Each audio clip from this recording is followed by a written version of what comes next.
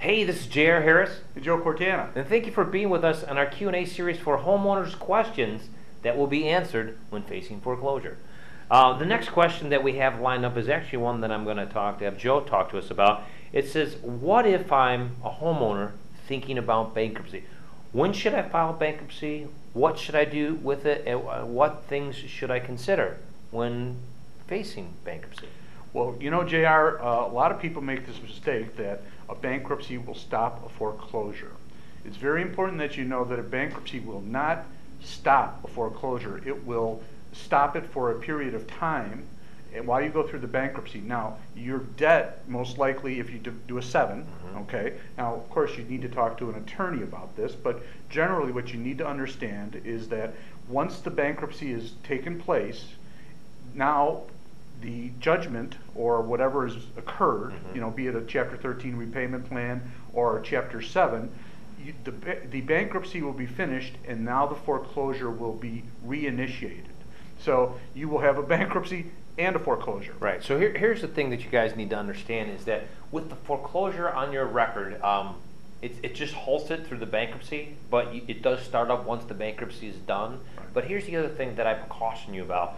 And we'll talk about this actually in our next video, but if you're thinking about foreclosure, but you're also thinking about saving your home through a short sale, one of the things that you want to do is once you filed foreclosure and you're doing a short sale, and then the bank comes back to you during the short sale and says, hey, you need to contribute to something, or you need to pay a note to make sure that the short sale goes into effect. If you've already done the bankruptcy, that money will not be put into consideration. So the likelihood of you getting a successful short sale in that circumstance of doing a bankruptcy first is slim none and much tougher. So the one thing you want to do is you definitely want to do the bankruptcy and consider it after the short sale, because that's where you're going to protect yourself the most.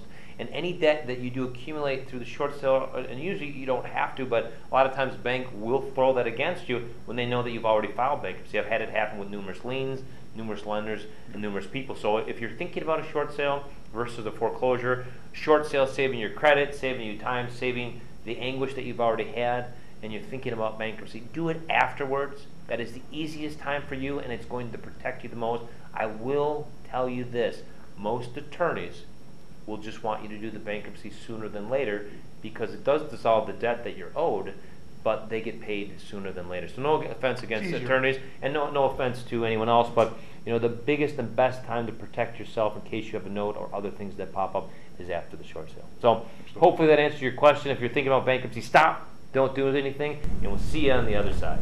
Hey, this is J.R. Harris, and I want to thank you very much for watching our videos. One of the most important parts is the reason we did these videos is to take action and make things better than what they were yesterday, especially when you're facing foreclosure. So what we've done is we've put together what we call our home health analysis.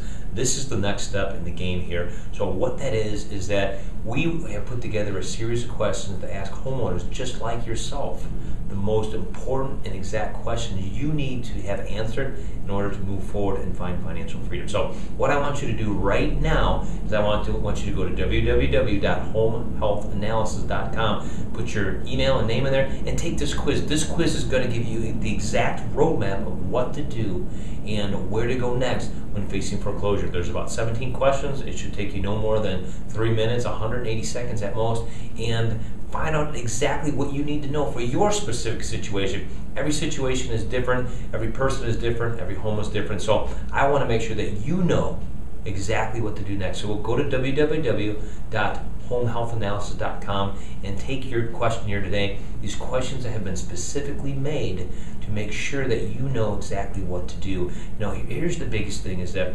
85% of homeowners find themselves in foreclosure and they do nothing at all. So the first thing that you need to do is you need some answers and some direction on where to go next and what to do next. And more importantly, big banks right now aren't giving you the answers that you need because it's not about you. It's about them losing money, and they don't care enough about you to ask you the right questions. They ask you the questions that work for them, not the questions that work for you. So again, I need you to go right now to homehealthanalysis.com.